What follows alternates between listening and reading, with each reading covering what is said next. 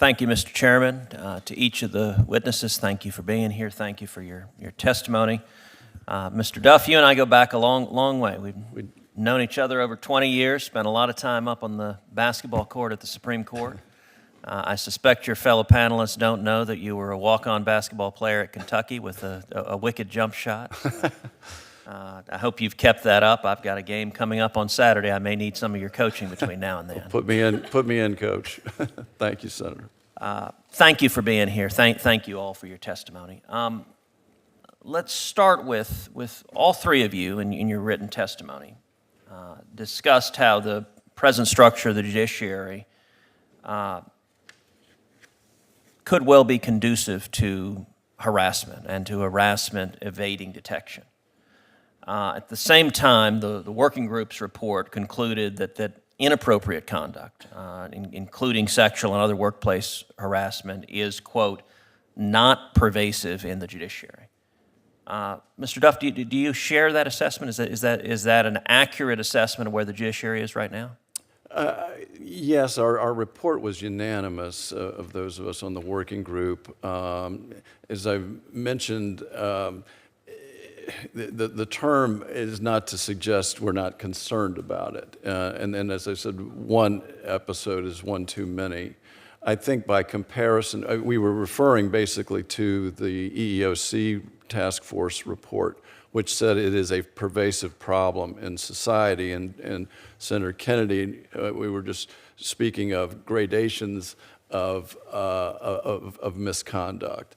And so on that scale, by comparison, I would say the judicial branch doesn't rank very high. But as Senator Feinstein said at the very outset, the fact that there's any in the judicial branch is upsetting. And I share that observation. We want to be exemplary as a branch, and we should be. And so that term, I hope, doesn't get misunderstood to mean that we don't care about this, that it's not pervasive. It's a relative phrase based on the EEO study. Now, I heard a minute ago in your exchange with Senator Hirono, I think you said you didn't know of any monetary settlements for harassment. Could you elaborate on, have there been settlements in the federal judiciary, and would you know of them? What's the mechanism whereby you would know of them? Well, if it were government funds, we'd know about it. So there have been no taxpayer-funded settlements of sexual harassment litigation in the judiciary. Is that's or complaints, litigation may be the wrong. There have been no taxpayer-funded settlements of sexual harassment claims. Correct. And that covers what time period? As far as I know, I haven't. Which would be what? I mean.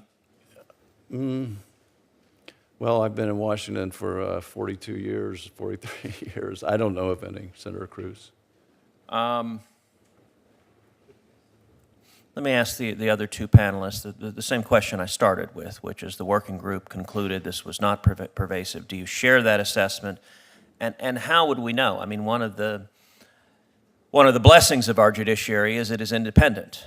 One of the potential challenges of our judiciary is that it's independent, and a judge often has little to no supervision day to day and is in charge of all who work around him or her. So the mechanisms that in many workplaces where lots of people are interacting are not necessarily present in the federal judiciary. So how widespread do you think the problem is in the judiciary, and what more should we be doing about it? Senator Cruz, I do not share the working group's conclusion that this is not pervasive in the judiciary. I don't think the judiciary has any idea. We've recommended that the working group do a survey of law clerks and other employees who worked for the judiciary for the past 10 years to find out what any harassment or abusive behavior they experienced or witnessed. And the working group intentionally made the decision to do a very forward-looking approach. I know the EEOC recommends doing workplace climate surveys, which I also think are effective, but I think that the statement that this isn't pervasive is just a guess. I would agree that the judiciary needs to be more proactive in understanding the full scope of the problem The systems often place the burden almost entirely on victims to feel comfortable in coming forward. But where the judiciary is willing to go out and perhaps hire an external review so that individuals can come forward in a way that is more safe and confidential, and I think they will get a more robust understanding of the true scope of the problem. And Mr. Duff, how would you answer that last question of what we should be doing about it? Well, I think we're doing everything we can to certainly make it easier to report going forward. Jamie Santos is correct. It wasn't the focus of the working group. It isn't what we were organized to do, that is to conduct past investigations, but rather it was designed from the outset to be forward-looking. How do we make corrections to the system? I would say that it doesn't, the numbers, or how pervasive it is or not,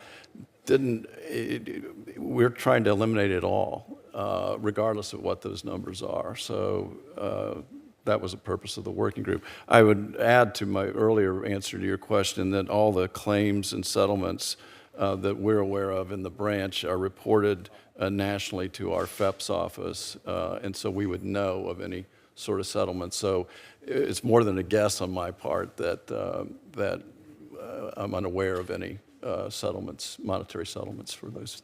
Thank you.